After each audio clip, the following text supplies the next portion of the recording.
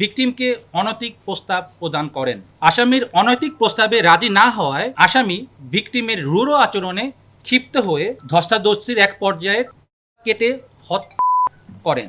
সন্দিগ্ধ পলাতক আসামির মোহাম্মদ মিলন মল্লিককে বাগেরহাট জেলার সদর থানাধীন সিংগা এলাকায় অভিযান পরিচালনা করে হোটেল কর্মচারী মিলন মল্লিককে গ্রেফতার করা হয়। প্রাথমিক জিজ্ঞাসাবাদে গ্রেফতারকৃত আসামি মোহাম্মদ মিলন মল্লিক জানায় তিনি ভিকটিমের পিতা। হোটেল কর্মচারী হিসেবে তার বিভিন্ন সময় হোটেলের কাজে ভিকটিমের বাসায় আসা যাওয়া করতেন। উল্লেখ্য, ছুটিতে না যাওয়া হোটেলের একমাত্র কর্মচারী হিসেবে মালিকের অবর্তমানে মিলন মালিকের বাসা হতে 2 বেলার খাবার আনা নেওয়া করতেন। বেশ কিছুদিন ধরেই মিলন ভিকটিমকে অনৈতিক প্রস্তাব দিয়ে আসছিলেন। ঘটনার পূর্ব রাতে আসামি ভিকটিমের বাসায় যখন তিনি খাবার আনতে যান তখন পুনরায় ভিকটিমকে অনৈতিক প্রস্তাব প্রদান করেন। ভিকটিম আসামির প্রস্তাবে রাজি না হয়ে তাকে গালিগালাজ করেন এবং আসামি ভিকটিমের রূঢ় আচরণে ক্ষিপ্ত হয়ে পরদিন তার বিরুদ্ধে একটা প্রতিশোধের সিদ্ধান্ত গ্রহণ করেন।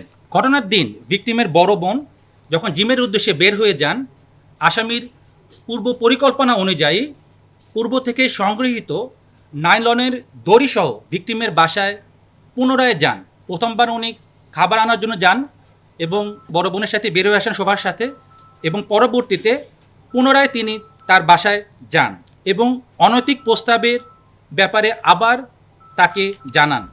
আসামির অনৈতিক প্রস্তাবে রাজি না হওয়ায় ভিকটিমকে এক পর্যায়ে ধস্তাধস্তির এক পর্যায়ে তাকে পিছন থেকে লাইলনের দড়ি দিয়ে তার গলায় শ্বাসরোধ করে তাকে হত্যা করার চেষ্টা করেন। পরবর্তীতে ভিকটিমের চিৎকার চেঁচামেচিতে লোক সমাগম হওয়ার ভয়ে রান্নাঘরে থাকা বটি দিয়ে আসামি ভিকটিম গলা কেটে হত্যা করেন।